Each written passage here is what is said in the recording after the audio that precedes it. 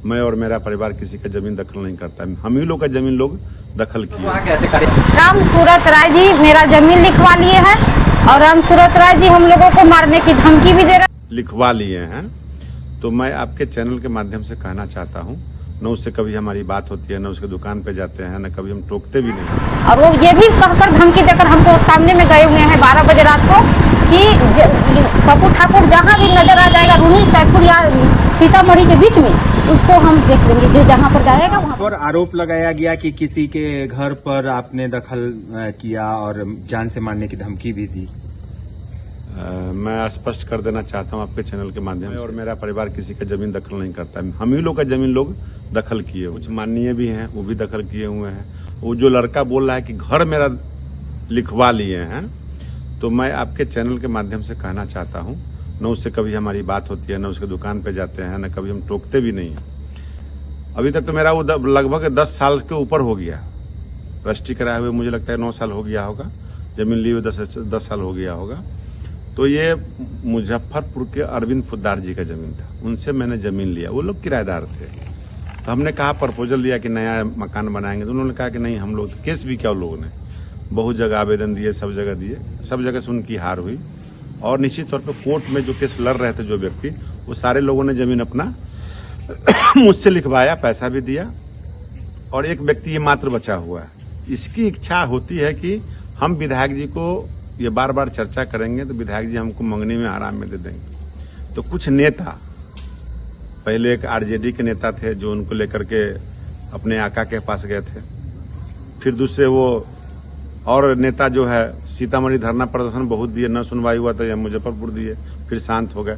वही वीडियो जो है उसको बेचा गया और उसी व्यक्ति को फिर खर्चा दिया गया, तीसरे एक नए बेवकूफ के हाथ से उस वीडियो को चलवाया गया। तो निश्चित तौर पे वो जमीन हमारा है, मेरा केवला है। अगर वो लड़का कहता है, मैं आपके चैनल के माध्यम से कहता हूं, वह व्यक्ति आके कह दे किसी जगह, राष्ट्रीय कार्यालय दिल्ली में भी जाके कह दे कि ये केवाला मेरे पास है, जिसका दाखिल खारिज है, रसीद है, मैं कल का कल मैं कहता हूं कि वो कहता है कि जमीन मेरा है, तो मैं परसों जमीन उसको जाके लिख दूंगा।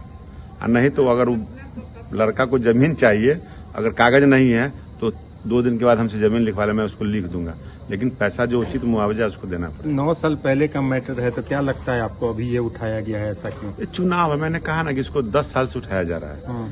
आरजेडी के नेता लेके गए थे तेजस्वी यादव के पास 4 साल पहले। इसके बाद 2 नेता हैं जो नाम नहीं लेना चाहते हैं, बहुत धरना प्रदर्शन किए, बहुत हंगामा किए, बहुत मोबाइल वीडियो बनाए, उनसे कुछ नहीं हुआ, कुछ था ही नहीं, जमीनें नहीं है।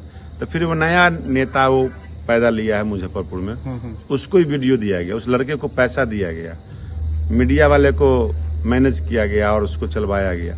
तो मैं कहता हूँ उस मीडिया वाले को मैं माही सिंह साथ चलाई है लाइव सिटीज में, मैं आपके चैनल के माध्यम से कहना चाहता हूँ, उनको पुनः मैं उन पर भी मानहानि का केस करूंगा और इस लड़के पर भी करूंगा और चैनल पर भी करूंगा कि वो कागज दिखा रहे सादा पन्ना लेकर के, उसे केवाला मांगना चाहिए ना, खतियान मांगना चाहिए ना, रसीद मांगना चाहिए ना, पट्टा मांगना चाहिए ना, कुछ नहीं है, सीधे विधायक की जमीन हड़प लिए।